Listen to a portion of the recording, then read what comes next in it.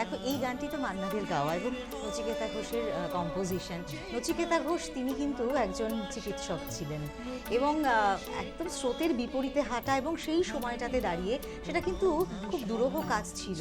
কিন্তু বাড়িতে একটা সাংগীতিক পরিবেশে মানে বাড়িতে অনেক সময় একটা মানে প্র্যাকটিস হতো এবং তিনি তবলায় সঙ্গত করতেন এবং তার পাশাপাশি এই যে গানের প্রতি তার যে ভালোবাসা, চিকিৎসক তিনি, চিকিৎসা বিদ্যা নিয়ে পড়াশুনো করেও তিনি কিন্তু একেবারেই সঙ্গীতে নিজেকে নিয়োজিত করলেন এবং 24 বছর বয়সে চলচ্চিত্রে তিনি কিন্তু মিউজিক দিলেন। শুধুমাত্র ফিল্মের মিউজিক নয়, তিনি কিন্তু অনেক নন ফিল্মে গান দিয়েছেন এবং অসম্ভব সুন্দর একটা কম্পোজিশন আমরা সব আমাদের মানে ইটস আ ভেরি চ্যালেঞ্জিং না?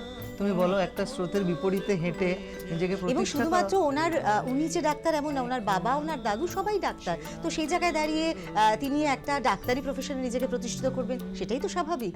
কিন্তু একেবারে স্রোতের বিপরীতে হাঁটা, তুমি গল্পটা তোমার কথাটা বলছিলে, তোমার একটা স্ট্রাগল ডেফিনেটলি একদম চলছে।